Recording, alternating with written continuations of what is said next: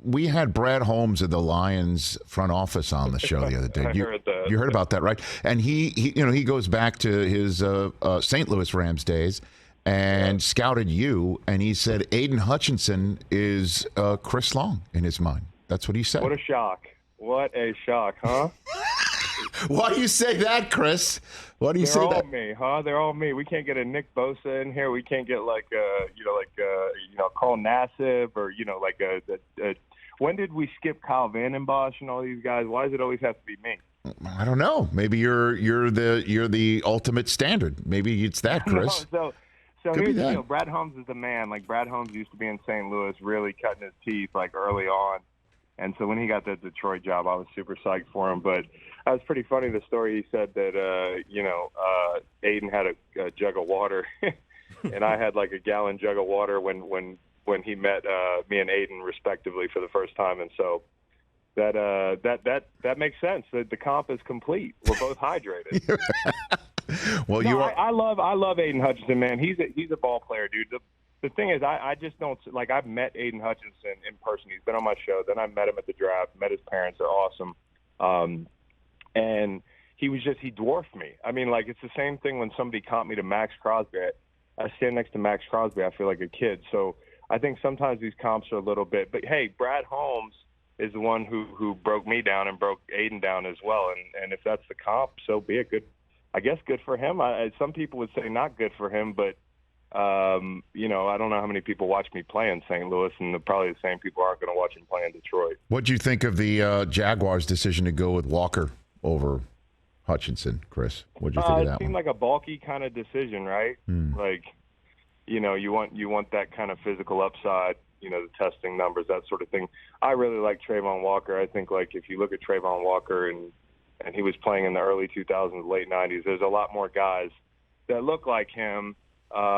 From a size and a length standpoint, and like he's a little bit built like an old school kind of 4-3 defensive end before it got real rushery the last 10, 15 years. But like, this dude he's sideline to sideline fast, so he's going to clean up a lot of plays. You're kind of projecting upside as you do with some of these like Georgia type players that maybe that scheme wasn't real conducive to him making a lot of plays. The kid at Florida State who Joe Douglas got, your guys at 17, Rich, he didn't show out at Georgia. I think like you're always projecting upside. The only concern I have is like when you take a guy that high, and this is coming from a guy that missed a lot of sacks in the NFL, like win a rush, miss a sack, fall off the quarterback. I don't think he's the best finisher. So, if you're looking up at the end of year 2 and 3 and you're trying to justify by sack numbers, sometimes you might look at Trayvon Walker and say, well, the sacks don't add up, but he probably disrupted a whole lot more than he's going to get the credit for on the stat sheet. So I like the pick. My favorite upside player was obviously the guy the Giants got. I think Kayvon, none of the stuff that I heard, as far as like interviews or his confidence, as if that's a bad thing, would scare me away from grabbing a kid like that. So I think with Link and everything, that's a really good pick there too. What do you mean by upside? What do you mean? Oh, what I mean by upside is like when you draft Aidan Hutchinson, the reason they're comparing Aidan Hutchinson to me is I hear the word like safe a lot. Like the upside isn't there. I always think of myself as a guy that probably, played out as like a top 10 to 15 player and, not a number 2 or number 3 or number 4 pick. So, the floor is not real low with Aidan Hutchinson. But the ceiling with Thibodeau is so high because of his kind of twitchiness, of his burst, of his like kind of bend around the edge. I think he's real fluid, and he projects as kind of an edge guy purely. But the thing I think that people like about Hutchinson, and maybe a reason that Brad might compare us, is I was a 3-4 defensive end at Virginia, and it took me a year and a half to figure out how to play on an edge.